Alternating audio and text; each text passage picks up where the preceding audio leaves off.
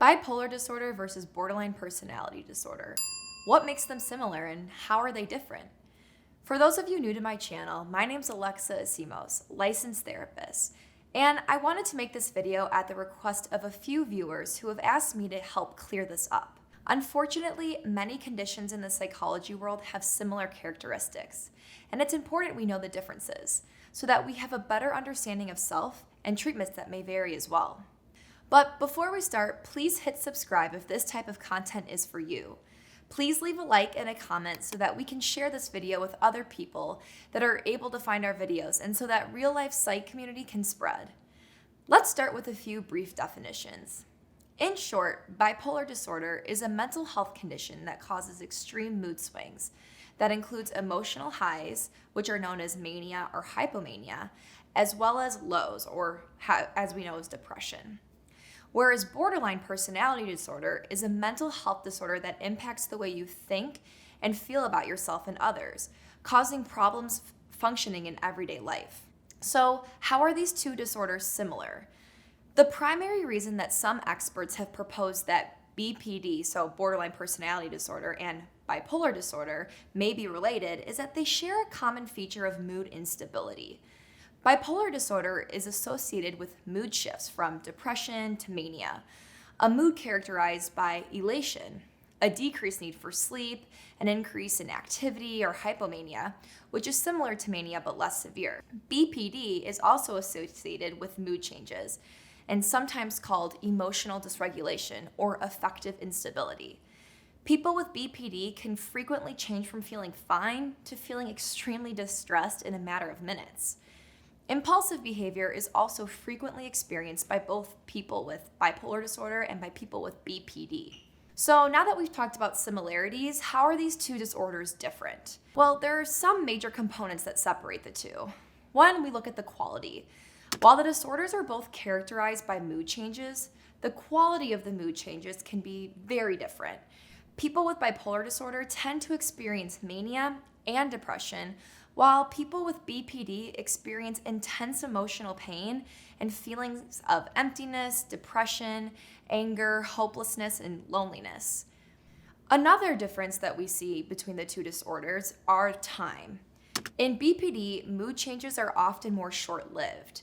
They may last for only a few hours at a time, while in contrast, mood changes in bipolar disorder tend to last for days or even weeks. Another difference is the cause. Mood shifts in BPD are usually a reaction to an environmental stressor, such as an argument with a loved one, whereas mood shifts in bipolar disorder may occur out of the blue. And then we look at the degree. The mood shifts of BPD rarely involve elation. Usually the shift is from feeling upset to feeling okay, not from feeling bad to feeling a high or elevated mood, which is more typical of bipolar disorder. Although it is not yet clear-cut, research has not found a strong relationship between BPD and bipolar disorder. There is some evidence that people with BPD are diagnosed with bipolar disorder at higher rates than individuals with other personality disorders. One study found that about 20% of people with BPD are also diagnosed with bipolar disorder. Only about 10% of people with other personality disorders also have a bipolar disorder diagnosis. Another study looked at people diagnosed with both BPD and bipolar disorder within a 10-year time frame. The results showed that the disorders appear to be completely independent. The study's authors stressed that it's extremely important to treat each disorder individually for the best chance of symptom relief. So let's talk treatment then. The most effective treatment for these conditions is a personalized treatment plan that suits the symptoms, personal needs, and lifestyle for each individual. For BPD, psychotherapy is the first-line treatment. A few examples of psychotherapy are dialectical behavioral therapy, otherwise known as DBT, which supports emotional management. And then there's mentalization-based therapy, MBT, which promotes better understanding of what happens in your mind. The benefits of medication for BPD are less clear. In some cases, a psychiatrist may recommend medications to treat specific symptoms such as mood swings, depression, and maybe other co-occurring mental disorders. And also lifestyle adjustments that promote a balanced mood and practicing self-care habits like getting regular sleep and exercise and participating in psychoeducation can really help the condition stay under control. For bipolar disorder, having bipolar disorder increases a person's risks of mortality and shortens their life expectancy. Doctors can treat bipolar disorder with medications and psychotherapy. Typically, psychiatrists prescribe mood stabilizers and second-generation antipsychotics for the treatment of bipolar disorder.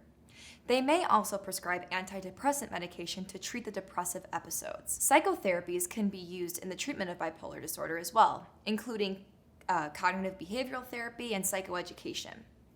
Other therapies designed specifically for the treatment of bipolar disorder include interpersonal and social rhythm therapy and family-focused therapy. Sometimes bipolar disorder is treated with electroconvulsive therapy, a brain stimulation procedure to treat severe or refractory manic and depressive episodes, or transcranial magnetic stimulation, which stimulates the brain's magnetic waves to help treat subtypes of depression. Guys, I hope this helped bring some clarity to the two different disorders. Often, the way media portrays certain disorders can leave us feeling confused.